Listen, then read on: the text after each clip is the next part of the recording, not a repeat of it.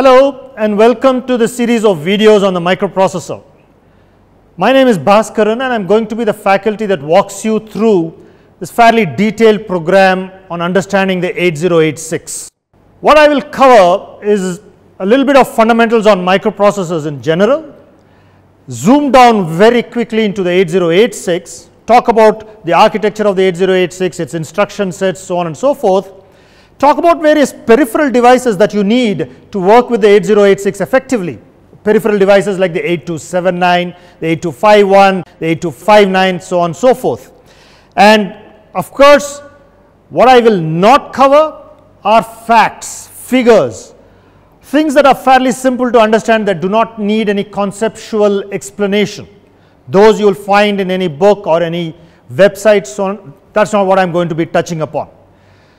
Now, most of the programs or the videos that I will be recording are self-contained.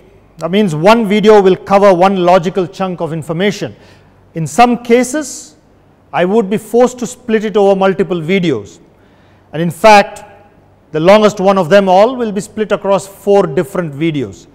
But each of the videos will still stick to one logical piece of information. So let's look at the history of microprocessors. The first microprocessor was really called the Tomcat and was made for the Department of Defense, USA. But the first world's commercially available microprocessor was the 4004. This came from Intel, was a 4-bit processor and contained a grand old number of 2300 transistors. This was state of the art at that time. And what is that time? I am talking about November 15th, 1971, when this was first launched. Today's processors have excess of 6 billion transistors. That's the advance that you have seen over the last 30 years. The 4004 ran at 740 kilohertz. Today's processors are run at an excess of 3.2 gigahertz. And if you were to think of where we have gone from 4 bits, today state of the art is 64 bits even on your mobile phone. The picture that you see on the screen here is a depiction of, is actual image of the 4004. If you remove the golden foil, what you see is the picture at the bottom. And if you were to actually even remove the heat sinks and look at it through a microscope, you would see the architecture of the 4004 with all its connecting wires as depicted in this picture. So what is a microprocessor? The heart of the microprocessor is called the central processing unit. And the central processing unit consists of a set of registers, it consists of what's called the control unit, and it consists of what's called the arithmetic logic unit. All of this together is called the CPU. But this is not the entirety of the processor. The CPU has in addition certain memory units, so registers and so on and so forth in excess of this. It could have a bus interface unit, and only when all of this is together packaged in one nice looking package do you call this a microprocessor. A microprocessor on its own has no meaning.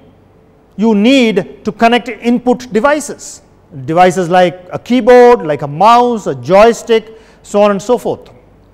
And you need to have various output devices. Output devices, again, various forms. Typical ones, the monitor of course, and a printer. Together, this becomes a computing system, a computer. And you will see the similarity between this and your personal computer at home. It has a CPU, it has memory, it has input devices, and it has output devices. So how does the processor connect to the external world?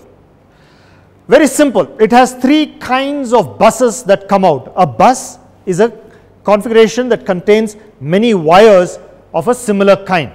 So you got the address bus, data bus, and a control bus. Each of these are connected to either memory devices, to various interface devices, or to I/O ports. If you take an interface device, let's take an input device like a keyboard. So a keyboard that's connected to an interface device, you would see from this diagram that the data bus flows into the processor. On the other hand, if you had an output device like a monitor or an LCD display, LED display, you would have the data bus come out of the processor into this output device. This in itself is not enough. So while you have the address bus and the data bus, etc., connected to this, you need to have something called an address decoder. How does the processor know that it is the keyboard or the display that it is talking to? And the address decoder helps you do that. The address decoder takes address lines from the processor, takes read signals and write signals from the processor, decodes it accordingly, and triggers the various peripheral devices that you have connected to it. The last piece that I would like to end today with is on the kinds of languages that a processor can understand. Really, at the top you have what are called high-level languages, and these are C, C++, Java, so on and so forth, and many of you would be familiar with these kinds of languages. But this language is not something that the processor can understand. What you need to do is then to compile it, and when you compile it or interpret it, you come down to what are called assembly level languages. Assembly level languages are very processor specific. So an 8086 has its own assembly language. It cannot be understood by processors from other manufacturers.